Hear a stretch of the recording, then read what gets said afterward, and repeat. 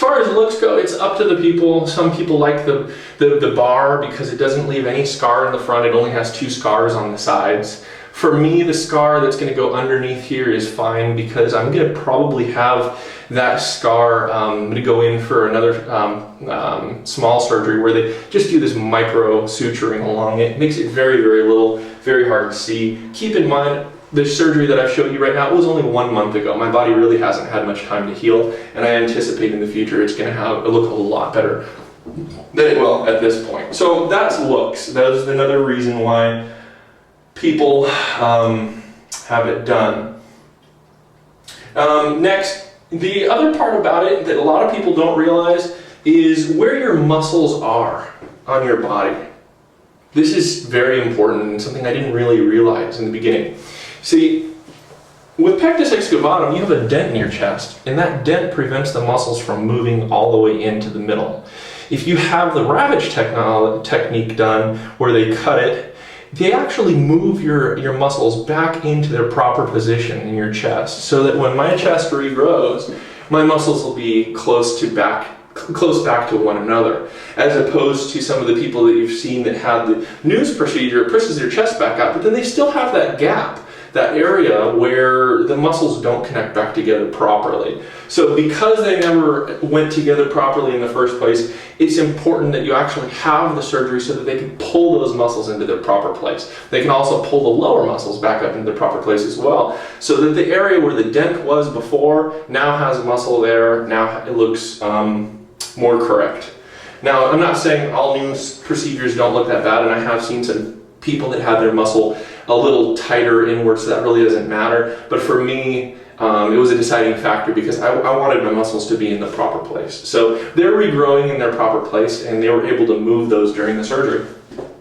All right, number 5 is health risks. No doubt that Ravitch has more of an upfront health risk. Infections, possibilities can come up.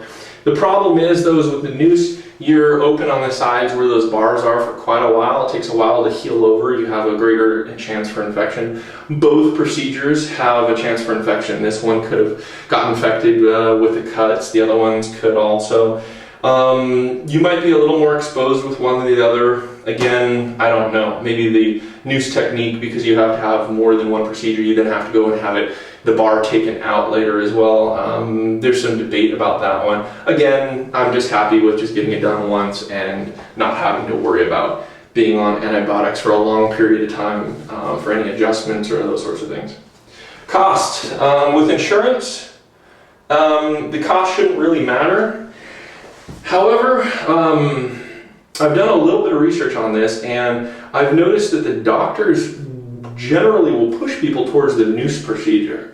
I'm a little baffled as to why. I could think that they make a bit more money with constant checkups, bringing you in with a bar, having to do the surgery twice, bringing the other one out.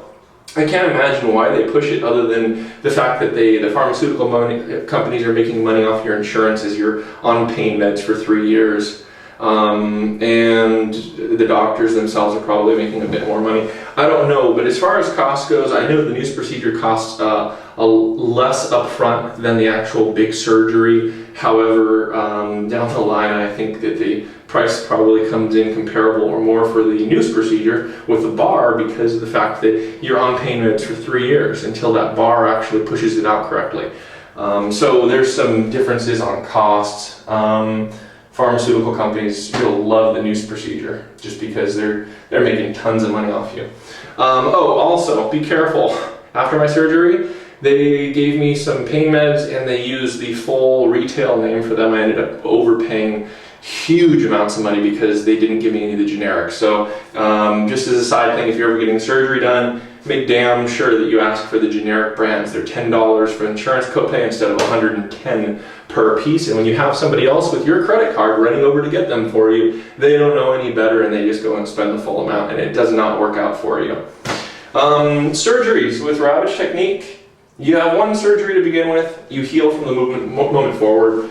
Now that's assuming you use the one with the technique that I had done that has some of the dissolving pieces and components. They just dissolve naturally. So it's going to hold my sternum in place until my cartilage has a place at the time to repair itself, and at that time you'll be finished. So that's kind of how the surgeries go. Scars, both procedures are going to incur some scarring. The Nuss technique heals over the bars. It's going to need to re-heal again in 3 years. You're going to have constant scarring in those spots, although you won't have any scarring up front. For me, I would rather have the little scar, the little light scar here in front, which I can have micro-sutured so that my muscles are actually pulled in the proper place, rather than this 2 scars on the side, which might not be as apparent on the side, except the fact that I wanted my chest back the way it's supposed to be. I wanted to be able to breathe and do everything just like everyone else. So that's why I chose that one. Results. Although both procedures correct the excavatum, Pectus Excavatum, the Nuss procedures keeps the bar in place, which itself takes up space inside of you. For me, it was very important that I have the room to breathe. I wanted my heart to have the movement that it could. I have a big heart. I'm 6'6". I need the blood, I need the momentum. If I'm going to go running or swimming or jogging or hang with my friends or go move anywhere or do anything, it was important to me that I have the most amount of space in my chest possible. And with the Nuss procedure, I would have a big fat bar in there. Yes, it would be pushing out, but at the same time, I didn't feel that I was going to be healing properly, or I would have the full amount of space for my lungs or my heart. So here are some of the things that I've gone over. Ravitch versus Nuss, why I feel it. Like I said, the time is less time overall for the Ravitch. You're in, you do it once, it's over.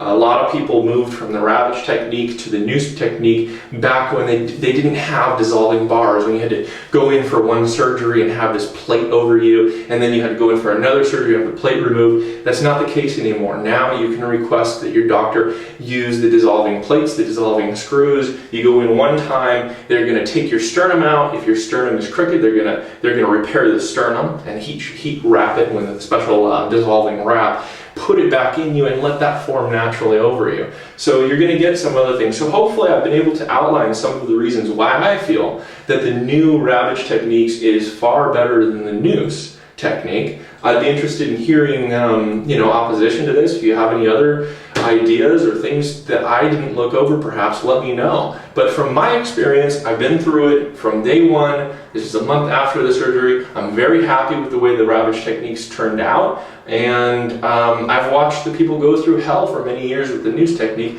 I can't imagine why anybody would want it. I know that they push it on people. I know that a lot of people that I've talked to, the doctors say, oh, no, do the Nuss, do the Nuss.